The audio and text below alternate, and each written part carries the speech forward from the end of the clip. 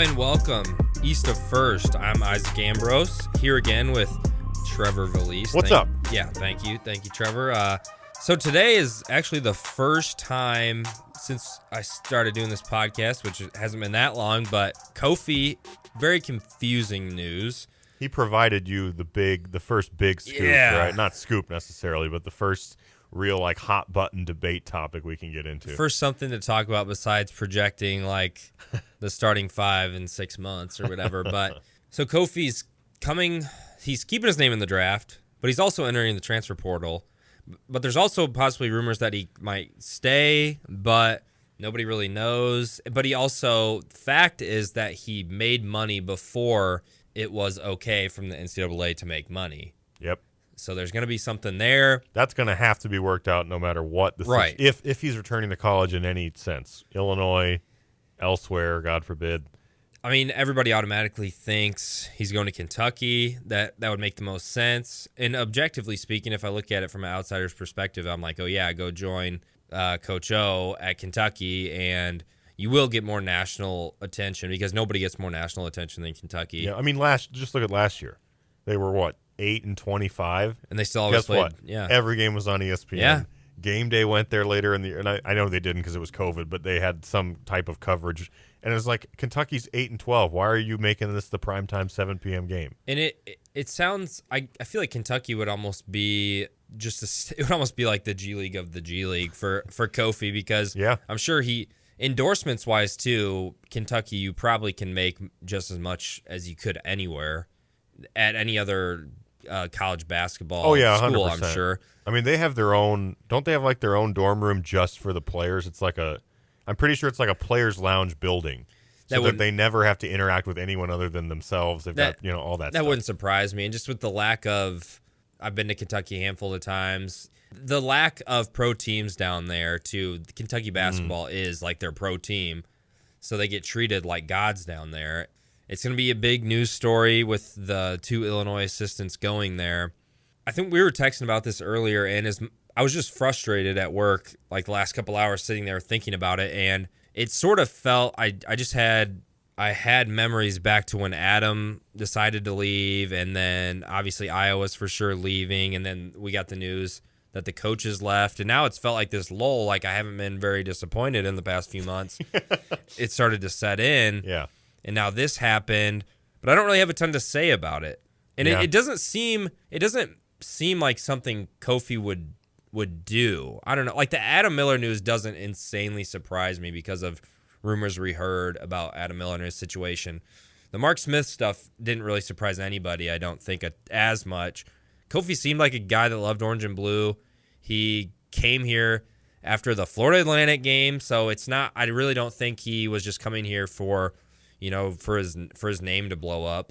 He seemed to be at Illinois for the right reasons. Mm-hmm. I don't know if that's just more surprising to me or what. No, that makes sense, and he's obviously a fan favorite. There was at no point, and I'm not necessarily saying there was a point where people hated Mark Smith or something, but there's definitely not been a point where we even got any type of indication from Kofi or an insider or the coaching staff. I never got a nudge, if you will, from anybody that the situation is tenuous here. Kofi doesn't like it.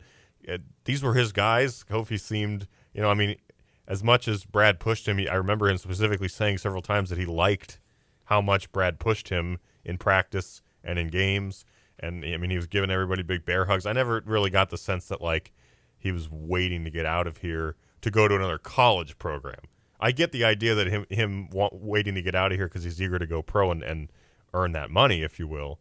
But it never really seemed like a situation where I would go, to your point, oh, yeah, that goes hand in hand. That kind of makes sense that he'd transfer elsewhere. I never really got that sense from him. No, and the thing that's so odd is that he decided to go ahead and make money literally, a few weeks before. It would be like knowing robbery was about to become legal and you robbed the place the week before. So then you're the last human being in America going to prison, getting basically. in trouble for it. Right. That's what also doesn't make sense to me.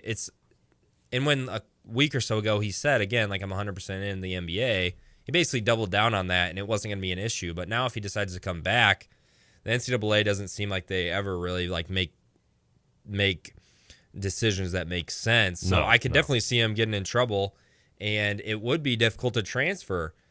It's also, maybe this is just the jaded Illini fan in me. It seems easier for me to picture him coming back to Illinois and getting in trouble versus if he were to come back to Kentucky, there'd be some way to finagle it where he didn't get in any trouble. Oh, yeah. Can't you just see that being the case? Oh, yeah. And the NCAA would probably make a way to get a cut of Kentucky's revenue this year or something like that. What's more Illinois? Him coming back and going to Kentucky. Him coming back to Illinois, not being able to play one game this year because he sold his stuff and he's like suspended by the NCAA. Because like, remember Wiseman on Memphis? He played like 4 games and they basically sat him out the rest of the year.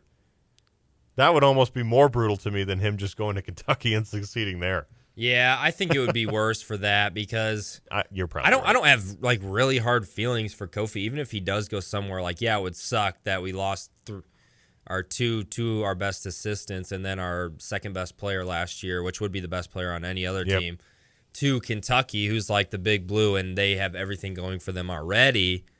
Yeah, that would be awful. But to see, like, if Kofi came back because he truly did love orange and blue and then he got punished by the NCAA for something that's okay now, that would be hard to swallow. But he does.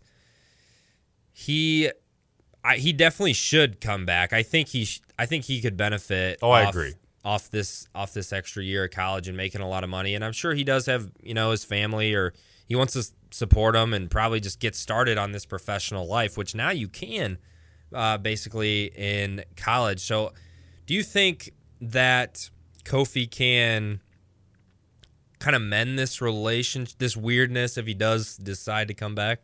Yeah, I don't foresee there being like a huge disdain towards him or anything if he were to come back after a period of waffling. I was trying to, because I think you made a good initial point in saying that my reaction to this was sort of like no reaction at first, just because in my head all along I'm thinking he's gone. He said he's gone. So now he says he's entering the portal. And to me, the way I initially read that is he's still fully intending on being gone. 98 times out of 100, he's going pro. It's just that on the off chance that he's not going pro, now he's considering a place other than Illinois to go back to. But again, I still don't see that as like the dominant scenario in my head, which is why I didn't have a super strong reaction. Like in my mind, that news was not translated to crap, Kofi's going to Kentucky. Yeah. It was crap, Kofi's probably going pro still. But now even if he doesn't, he's probably not coming back here. And this is when the name, image, and likeness might get dicey because so now that Kofi says he's in the transfer portal, can he basically hear out like a car dealership from Kentucky? It's a good question. That says like, hey, so. Here's $100,000, and then a car dealership from Champaign that's like, hey, here's $120,000. Now they'd have to technically frame it not in a way like they were bidding. Yeah. They'd have to just say this offer has nothing to do with the offer that Illinois car dealership made. Right. We just truly value his ability to sell cars this much. Like they couldn't come out and say we're going to up the other place's offer. But that is part of this now that's super interesting going forward. I just imagined like Kofi trying to sell Priuses or something like funny because he couldn't fit. The other thing that's interesting though is how a lot of people started to transfer, it felt like, and the transfer portal blew up before the one-time transfer rule even passed. So it's interesting that this had seemed like it was in the works and going to happen. So it's almost as if Kofi didn't know that it was going to become like a thing.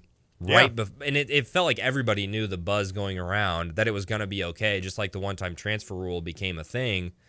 That's the other weird piece of this, is that he almost seemed unaware that he was going to be able to make money here. Which indicates like poor planning, right? Yeah. If nothing else. And I don't know if that, I mean, again, we're reading like the tea leaves here. I don't know anything, but to that point, it doesn't really seem like a move timing-wise that someone would make if they intended to do that all along. So I don't know if this is like, because he had the combine workouts last week, right? Or that G League version. The G League tryout, yeah. And by all accounts, I think he like went 1 for 7 from the free throw line. But other than that, he was Kofi. Got boards and dunks. That's what he's going to be. But he's not going to step out and knock down a 17-footer to surprise anybody.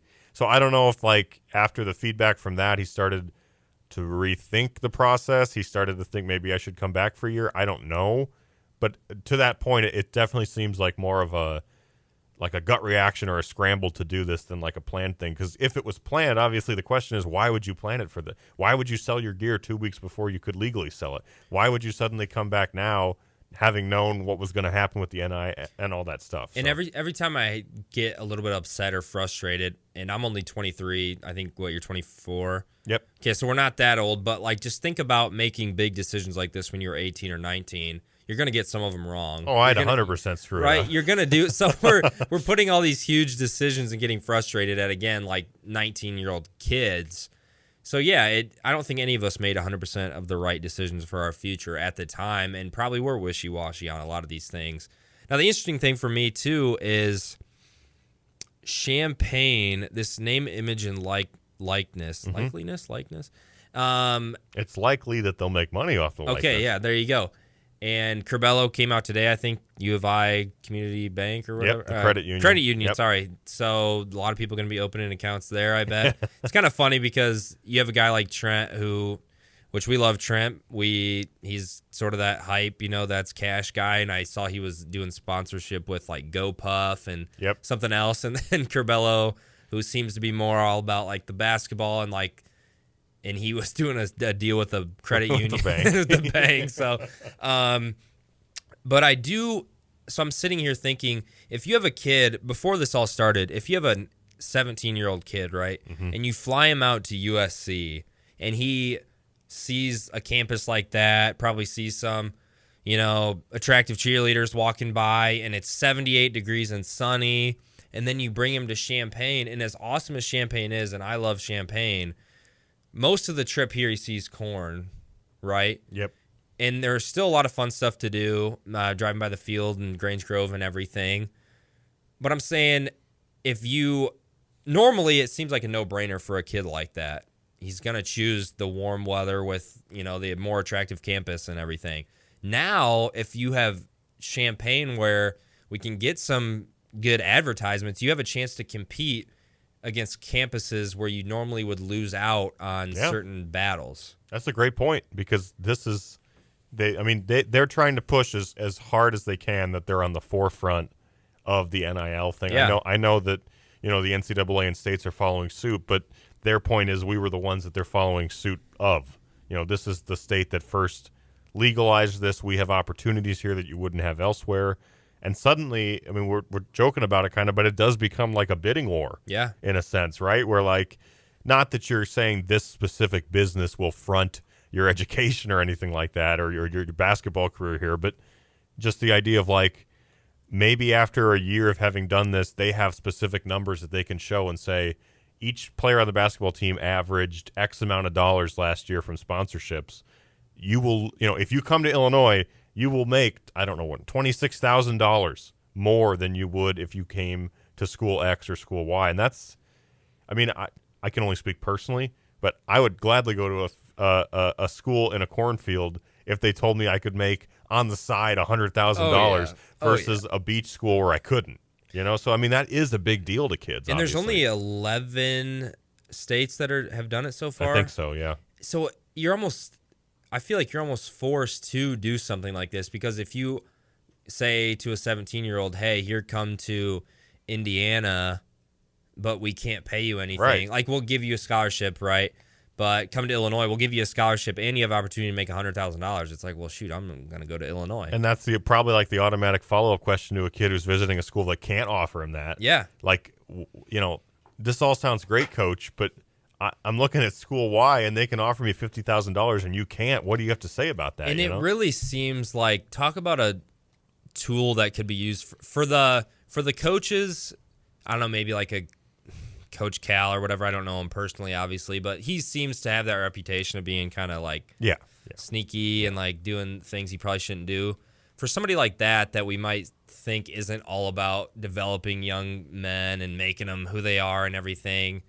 Talk about a tool you can use for people. Because, to your point, he already has no shame. Right. Or very little when it comes to that, so now you can be open about it. Yeah, you can be totally open. Suddenly some guy like the walk-on Kentucky is going to have this pizza sponsorship that's just absurd because it's Kentucky. Yeah. And they can – it opens an enormous can of worms. And I'm not saying I'm against it. I'm for it. I mean, right. If you or some stud guy was on national TV every night and people were making shirts with your face on it and you saw $0.00 from it, I would want you to make money off of that because that's you that they're profiting off of, you know? So I'm not against it at all. I'm just saying that there's a lot of like messy type of stuff, like scenarios, fallout that could happen from this. And I don't know if anyone has a good answer to some of the questions yet, because I just do wonder, like, again, like, what if it becomes, like, hypothetically speaking, let's say it's a bidding war for Kofi. Let's say he decides he's coming back to college, but now that he's entered the portal, he's essentially a free agent. And he sits down, he calls Illinois, puts them on hold, calls Kentucky, puts them all on speaker and says, what do you got? You know, like, I don't know what the law is in the state of Kentucky, but I'm sure they'll get it done one way or the other. Oh, yeah. But suddenly it's like a bidding war, and the question is, how can you legally, not under the table make this bidding war happen? Yeah, I think it is going to be super dicey because this next year we're going to figure out, okay, what does work, what doesn't work, what is probably a little sketchy, and it seems like they have thought it through though and put a lot of the rules into place. Yeah. Now I will say I'm a diehard Illinois fan, as you are, as we all are. But there's really only a couple athletes, and probably 5 or 6, maybe 7 in my lifetime that they would drop a shirt or something, and I would be like, I'm going to get that. That's true. And it's no offense to anybody. No. But it really, I don't know. It'll have a huge effect, but I don't know if it's going to make all these like walk-ons money hunk.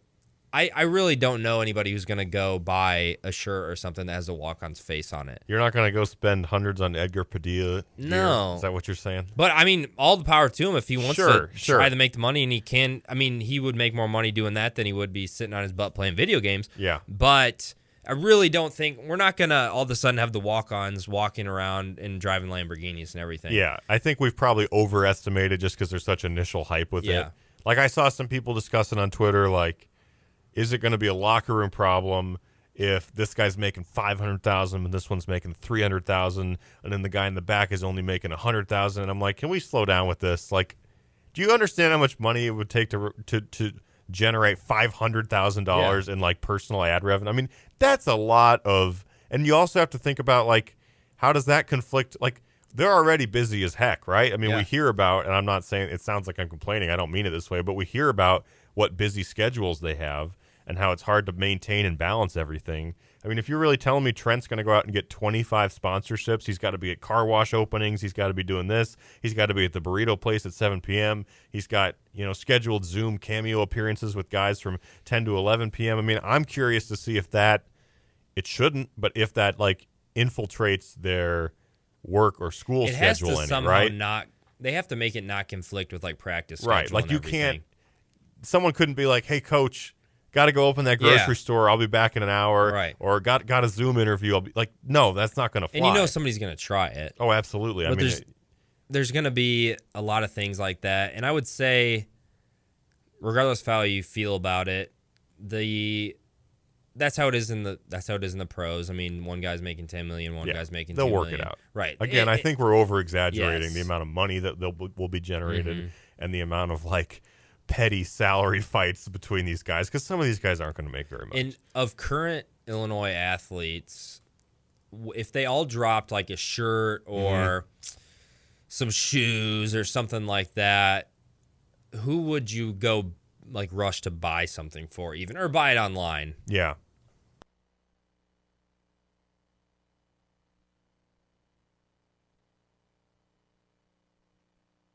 Check 1, 2. Okay. Very good.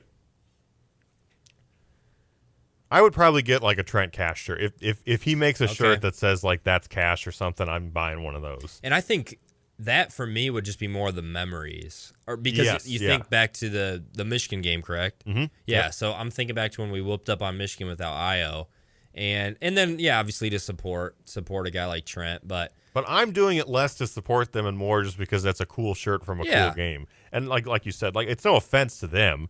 I'm happy to support Trent, but like, when I go to a store to buy a shirt, I'm not thinking like, boy, I sure am supporting my local Kohl's by getting this shirt. Like, I'm just buying the shirt because it's a cool shirt. Oh, yeah, no, totally. And I think there's the few that are really going to make the most of this and probably make the most money are the ones we've already heard from, and the ones we have that were at the press conference with Governor Pritzker. And for football, though, yeah, it's interesting. Typically, you'd think the quarterback, but Brandon Peters doesn't have that vibe. Nope.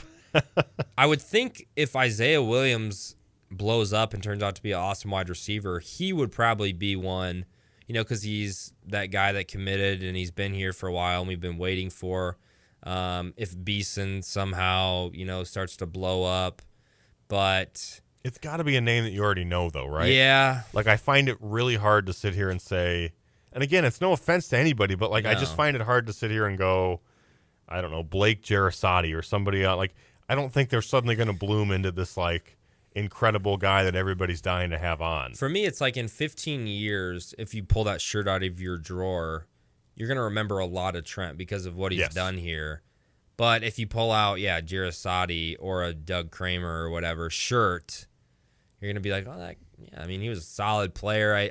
I remember, but I never think about him besides when I just pulled out that shirt. But a guy like Trent is going to be remembered just because he's been through the program for such a long time, and he's developed into a great defender. He was on the worst team pretty much ever, and now he's been on one of the best teams ever at Illinois. There's also probably going to be some fatigue, right, with this stuff where, again, I understand all these guys wanting to take advantage of it, but if there's going to be some website where, like, all these guys have shirts, I'm not scrolling down to, like, the 67th shirt from the long snapper who's also trying to make money. Like, I'm not going to buy every single guy's shirt or cameo appearance or whatever. It kind of makes me think of, like, when I was in college, it seemed like there was a big trend of, like, girls selling their own, like, makeup and, like, hair supply and, like, things like that. And then after, like, the 50th one you've seen, or like the 50th workout dude video you've seen, and the guy's trying to make like YouTube videos or stuff like that. This is the one routine that no one else knows. Yeah, and it's like, all right, it just it gets overkilled, and it's gonna be a new fad for a while, and like I have a feeling it might get annoying to fans at a certain point. It's cool to see Curbelo tweeting about the credit union. It's cool to see Luke Ford tweeting about whatever, but like if every single athlete I follow, if my timeline is just going to become like sponsored, boy, it sure is great to be at the credit union, and like that's just all over the place. Right. Like at a certain point, I'm just going to tune that out. You know? Yeah, you're gonna have to. They're gonna start having to do something that like stands out. And I've said this from the beginning, because a year or two ago, when there was rumors this would become a thing, I said somebody's got to open a coffee shop that's a Kofi shop. But now he's gonna be gone. But we can't just get a donor to throw $200,000 at a coffee shop and call it the Kofi shop. It's so good, though. I mean, it's right there. It's right in front of you, and you could obviously make a drink with Coburn, with his last name there. And since we're still on the topic of basketball, Dawson Garcia, he's at North Carolina today. Mm-hmm. It sounds like it's just North Carolina and Illinois. Yep, those are the two. And that's obviously not an easy school to win a recruiting battle against, but Roy Williams is gone. It's a new era in Chapel Hill, and Illinois just had a great season. North Carolina was decent. What do you like our chances, and how big of a role do you think he would actually play? You probably have an easier chance than ever before in terms of North Carolina, right? Just because they're in that transitional period. And it's not to say, I mean, I guess Hubert Davis was like his top assistant for the last 10 years. So it's not like they brought in some nobody that right. He was probably already talking to recruits and kids and stuff. This isn't like someone totally brand new face to the program, but still, I mean, they've been good lately, but they haven't been like North Carolina levels good, like Duke. I mean, Duke had an abruptly bad year last year, but it still feels like some of those Kentucky's, Dukes, North Carolinas are in a bit of a transitional period where maybe they're not the number one seed. They go 29-1 every single year. So it feels like, I guess my point is, if you were ever going to get in a recruiting battle with the UNC, maybe now's the time.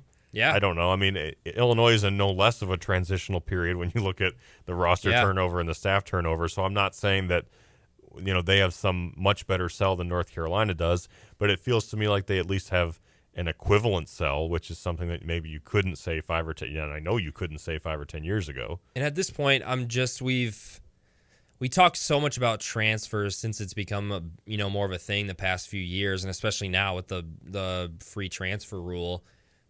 I just want to finally land one of these guys. We talk about Holyfield. We've talked about, oh my gosh, I just blanked. But there's been so many the past few years. And then even a guy like Ty Washington, who he wasn't a transfer, but he had you in his top 4 or 5 or whatever, and then you thought he was going to come here. And you spend so much time breaking these guys down. The roller coaster ride. And then they don't even come here. So a Dawson Garcia, I just really want to land one of these guys and finally end it. I'm totally with you. Yeah, and he would be great. It's crazy. I'm looking at his stuff right here. He's only 19. But he led Marquette in scoring, I believe, last year as a freshman. 6'11", 6'11", big dude.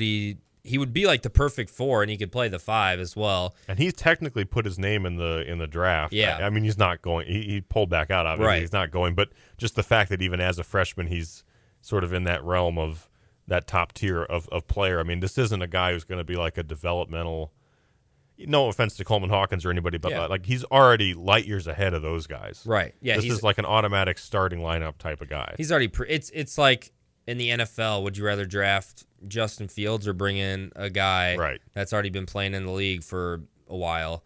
But he might not have even hit his ceiling yet, and that would have been nice to see with a guy like this, but we'll see, because we don't really have a big coach yet, or we don't know who's going to be specifically coaching bigs, which if that is the reason Garcia doesn't come here, it's going to be really frustrating, unless you end up landing the next Naismith or something like that. Yeah. It's going to be very frustrating if you still haven't got your coach yet. It can't help you, though, right? Like, regardless of whether or not he's going to be the big man coach, the fact that your lead dog has still not been hired. Yeah. And I know Chester's been great.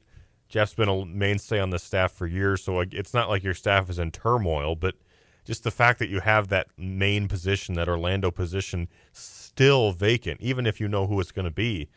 I mean, that can't be helping you on the recruiting trail if somebody says, so who's your best assistant? And the answer is, well, we're working on it. Yeah. Like, that can't be good.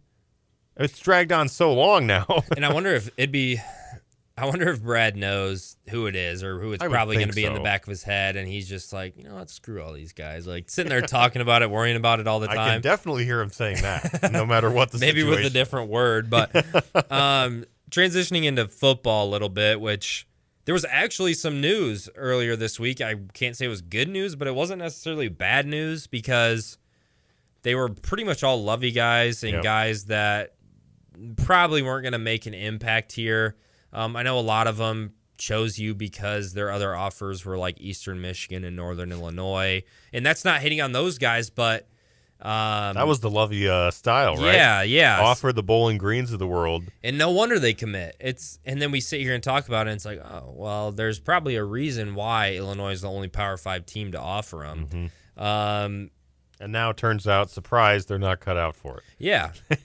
And Brett Bielema's probably like, all right, I've seen big-time Division I talent, and I don't see these guys probably ever being that.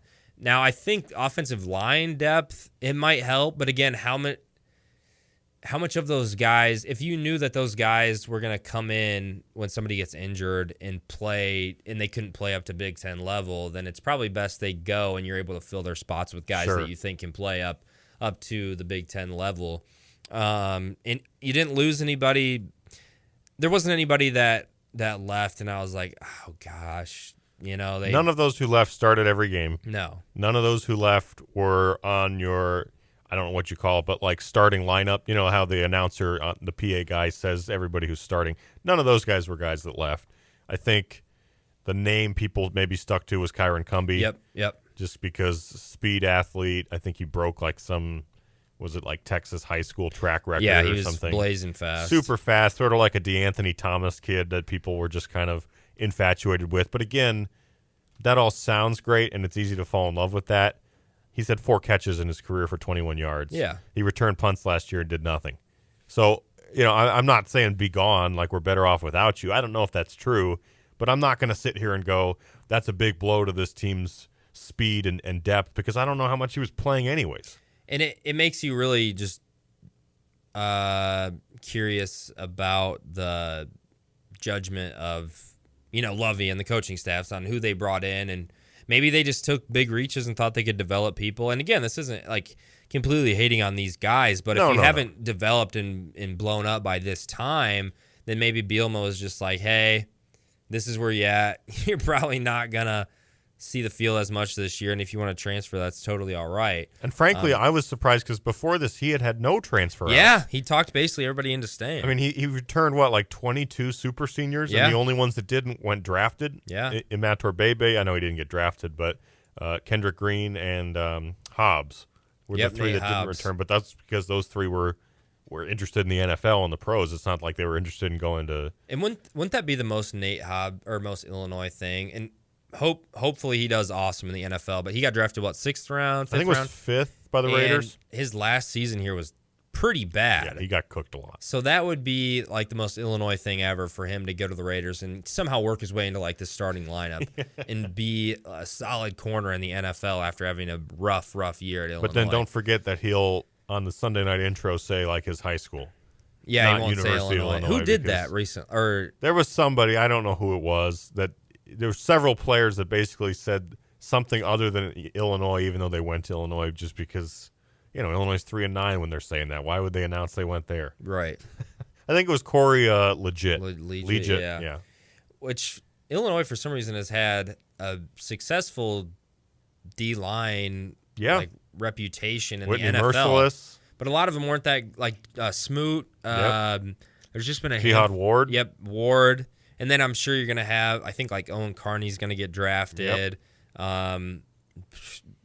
Terrible, but Bobby Roundtree would have definitely been drafted. And there hasn't been a ton of other recruiting news. Ashton Holland's committed from Mississippi, a wide receiver. Don't think he really had any. Yeah. And maybe this is just great judgment by the staff, and they're able to put something together here, but he didn't really have any other major offers. Seems like a stretch, and again, I'm still kind of waiting. Maybe I could ask a Wisconsin fan who's a diehard Wisconsin fan that was sitting there saying, who is Bielema offering? But I hope I'm wrong. These guys, they just don't pop off the screen, No. And you really haven't had one pop off the screen yet. And I know there's a handful of guys in the works right now that you're talking to, but that are more like 4-star. Right, they're top 700-800. When you get me in that 1,300 range, that's when you lose me. Right. He's the 1,358th ranked offensive lineman. I'm like, okay. But then you also don't want to completely count a kid out because then you have people like Le'Veon Bell, who I think was a 2-star back when I think that was right when stars became a thing. But it's hard to get excited about a lot of these recruits. At this point, I'm more interested in just seeing how the team looks this year, what he's going to do with a roster that's not his at all. He didn't pick any of these guys, more or less, right, to be his players. And I'm not saying he doesn't like them, but still, that's sort of an adjustment if he's trying to do scheme A, but half the players on his team are used to scheme B. So I'm just kind of curious at this point to see how that translates. We're not that far away. No, summer's it's flying July. by, and it's. I think this year, you obviously just want to be competitive, but I really hope we don't get into that mode that it's easy to do when you get a new coach of all right, you got to give him a few years until he gets his guys. Yeah. Well, like we did with Lovey and like we've done with Brad, which one worked out and one clearly didn't. And I know Lovey's probably an outlier and he's going to be possibly the worst football coach you've had. But I really don't want to get into that mode of, okay, we got to give it 3 or 4 years. In football, I think football is harder to watch than basketball when you're just completely terrible. Because basketball, you can have a night, or a couple nights where you're just making everything from 3. Like a few years ago when we upset Michigan State and everything, but you had a terrible record. In football, when you're bad, you're bad. Mm-hmm. And the other teams show you how bad you are and beat up on you all game. It's hard to hide that. And I would be really, really shocked if Bielema puts out an uncompetitive team like Lovey has, where you're going to Minnesota and losing by 35. You're going to a not very good Purdue team and getting whooped. I would be very shocked if we're not at least competitive in almost every game. I agree. I'm totally with you. I think that would be try not to extrapolate too much because, again, it's sort of like year zero, if you will, with another roster that isn't yours. But I would be very surprised if he went in, like you just said, to one of those places and had a Lovey-like effort against a mediocre team. And maybe I'm just drinking too much offseason Kool-Aid here, and I'm just too optimistic on the side of here's a legit college football experienced staff that seems like they know what they're doing. Here's a bunch of guys who are in their 5th year of college football. That can't hurt. I mean, you can't possibly be a bad college football player 5 years in if you're a starter at a D1 school. And how long, how rough could it be for Lovey probably doesn't check Twitter or anything, but how rough could it be for Lovey if come this fall Brad takes these guys that he's had for 4 or 5 years and actually does something with them and puts a respectable football team on the field? I've been saying that. I think the most interesting thing about this season from just like an analysis perspective is you have one of these super rare cases where you get like an outcome A and outcome B of the exact same group of guys. Like here is the exact same team that Lovey just went. Where did he even go? It was such a weird year, like 2-6 or something. I don't know what it was. I honestly don't completely 2-7. It was something like that because it was like a 9-game schedule, right? Yeah. But then they got Ohio State canceled by COVID, so then it was an 8-game schedule. So I think they went 2-6. I think. In any case, you've got a prime example of what Lovey just did with that exact roster, and now here's Bielema with the exact same roster. What if he goes 7-5? You know, I mean, like, what if he does? He's embarrassed the way Lovey did this. Yeah. Because he's like, you know, a +5'd them in the win column, if you will. You beat Rutgers by 3 and you beat Nebraska by 18. It is crazy that I remember a lot better the bowl season a couple years ago. Like, I feel like I could sit here and tell you about every game, but last year was just more of a blur. I couldn't tell you. I mean, remember that opening night Wisconsin Yeah. game? The first play is a fumble, right, or something? Or the first drive, Peters fumbles. All of a sudden, you're down 21-0, Yep, I think, like in the first quarter. It was just what a nightmare year. Cancellations. Karan Taylor, who's now a defensive player, by the way, starting games for you, and bless his heart against Purdue. That didn't work out. Also, Karan Taylor feels sort of like he's been a backup quarterback here since like 2012. Yeah. We keep talking about him. I get him and like MJ Rivers and this sort of brand of like sleek, slim, sneaky quarterback with some speed, but like he never does anything here. Aaron Bailey all the way back in like 2012. And speaking of nightmares, the Cubs game yesterday, that had to have been one of the most, it was only like the second time, right, in a lot of years that a team was up 7-0 and lost by 8 runs. Yeah. I mean, that doesn't seem possible. If you sat down and said, I'm going to spot you a 7-run lead in the first inning. Maybe there's a debate of can you hang on to it if your pitching isn't that good. But no one's talking about can you not lose by 8. I mean, that's an embarrassment. I'm sorry, but like that, the fact that you were up 7-0 and the lead was gone within 26 real-time minutes.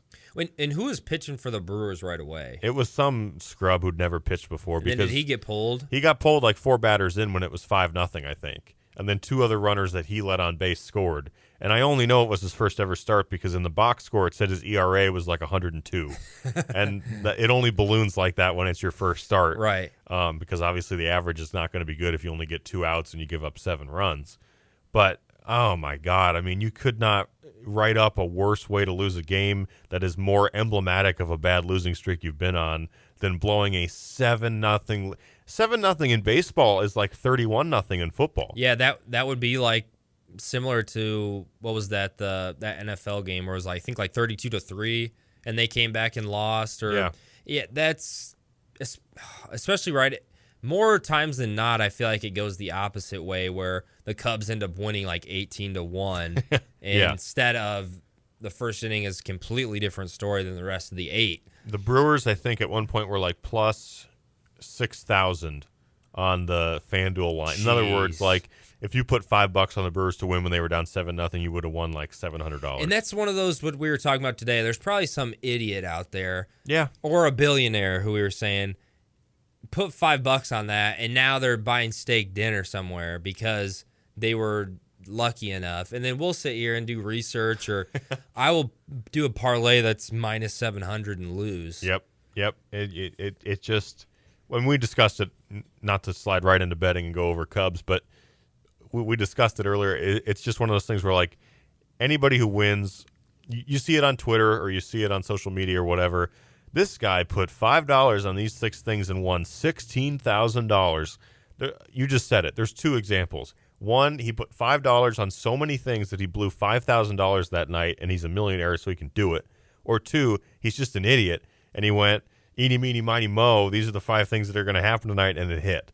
I refuse to believe anybody that hits some absurd 19-leg parlay with this, and this. If you interviewed each one of those people to a T, to a person, I bet they'd say, I kind of just chose that team because I felt good about them or I like their colors. I doubt any of those guys were sitting down going, I've crunched the numbers for 10 straight hours, and this is what's happening tonight. It's kind of like how the dude that knows the least about football always wins fantasy football league, because he doesn't do any research and he just picks some dude because he's probably good at drinking beer or something like that, and he ends up going off. Or like the people that picked Lamar Jackson a few years ago. Really makes you feel nice and invalidated, doesn't it? Yeah. As someone who does research, to know that there's probably some dork who's going to beat us out tonight for $6,000 and he doesn't even care. Yeah, the people that get, it's just like the weatherman. He gets paid to be wrong all the time. Now there's not a ton of things going into this weekend to parlay, at least. No. The NBA. We're going to save ourselves some money probably. Yeah, that's probably good. And we've sort of taken a break from the Cubs parlays because I'm done. I don't know if we hit any. The only one we hit was there was a Cardinals one. A Cardinals one that Lon picked, which he didn't even do himself. Correct. And that's it. I guarantee you we didn't win a Cubs one. And some of them, too, were only like plus 200. Yeah, it's not like we were putting down 10 to win $1 million or something. No, and now it's the NBA playoffs, which have seeming like they've been going on forever. So we have the Game 5 of the Bucks and Hawks tonight, and then the starless Game 5, by the way. No Trey, no Giannis. Which is going to be very boring finals if Trey and Giannis both don't come back. I mean, can you imagine the Treyless Hawks against the Suns in the finals? I like the Suns. Yeah. I think they're fun. They're young. They're obviously hungry because they haven't done it. So are the Hawks. But, like, from a marketability standpoint, you're either getting Milwaukee, and Atlanta's a big market, but, I mean, none of that is, like, sexy star appeal that they were hoping to have at this point in the playoffs. In the Bucks, I like all the players, and I like Giannis, but I don't enjoy watching just the way Giannis plays. He doesn't. Well, he can't shoot, for one thing. No, he's can't. An amazing athletic player, but he cannot shoot. And he makes you think of that big football player at the gym that he doesn't really have any moves, but he's able to sort of get with his athleticism, get close to the hoop and throw it in. As much of an athletic freak as he is, there's a reason why he hasn't done that great in the playoffs in his career.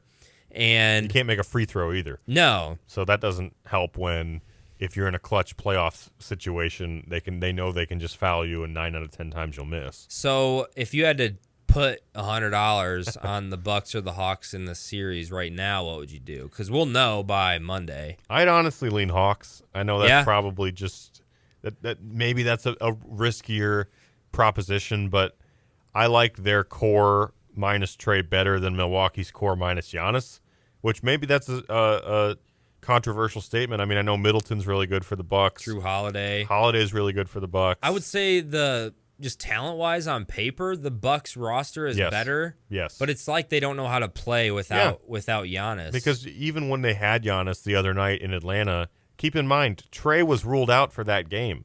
Yeah. And the Bucks were up 2-1. If you're a good team, that's where you smash. Like, if you're up 2-1 with a chance to essentially go for the kill shot in the series to take you to the finals, and the other team's star goes out, keep in mind, before Giannis got hurt, they were down by 15 at halftime. Yeah. Before he went out with the injury. You can't let that happen. Somebody described Milwaukee as a team that plays with their food, and I thought that was a really good way of saying it. For whatever reason, they just don't have, like, the A-plus team energy and chemistry for me to trust them. So if the Hawks are like plus 110 to get there and the Bucks are minus 110, I'd rather put $100 on the Hawks, honestly. Oh, yeah.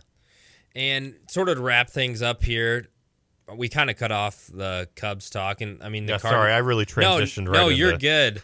The Cardinals have had a very interesting past few weeks too, as they play the Rockies this weekend. What are you hoping for in the Cubs-Reds series this weekend? I'm not expecting anything. The Reds have usually killed the Cubs, especially in Cincinnati lately. I think when they went there earlier this year, they lost 3 of 4, if I'm remembering correctly. Maybe they either split or lost 3 of 4. But the Cubs pitching is so beat up right now. That's part of their problem. Another game in that Brewers series was tied 4-4 going into the 8th, and they lost 14-4. So, I mean, they had one situation where they gave up 15 runs in a row, another where they gave up a 10 spot in one inning. That's just not. I mean, that's not competitive pitching. That's not even like, dang, we gave up a 2-run homer. Let's try and get it back this next inning. Like, there's nothing you can do as an offense when your pitching staff spots you -10 in an inning. Yeah. Like you're going nowhere with that. And my point is the Cincinnati offense is pretty good. That's a hitter's ballpark. So I'm not expecting much in this series. Alec Mills and Sonny Gray tomorrow night, and the over/under's 9.5. That sounds about right. If you had like a 2 or 3 leg parlay, what are you doing? I'm taking the over for one thing because Alec Mills is not a good pitcher. Okay. I think he gave up 7 in his last start to the Dodgers, I want to say. Or maybe it was Alzolay who gave up 6 to the Dodgers. He's been struggling more. He's been shaky. Yeah. And then I'm taking Castellanos to hit a home run or to get 2 hits. Former Cub revenge game. All right. And Castellanos hits a home run into right field. Yes, yeah. Right. And there's a deep drive. I consider myself a religious man. I would never say a homophobic slang. I might not be putting this headset on again. That's an all-time weird moment yes. right there. And then maybe Sonny Gray strikeouts because the Cubs, I think, struck out 15 times against the Brewers twice in that series, 15 times against the Dodgers twice in that series. So I'm down on the Cubs this weekend in Cincinnati. So bet against the Cubs, but now they're probably going to get hot. Yep. And we're going to lose all of them. That sounds about right. So that's what we do. Yeah. Got any quick plans this weekend? Not too much. I know some of the part of that Central Illinois life is acquiring some fireworks.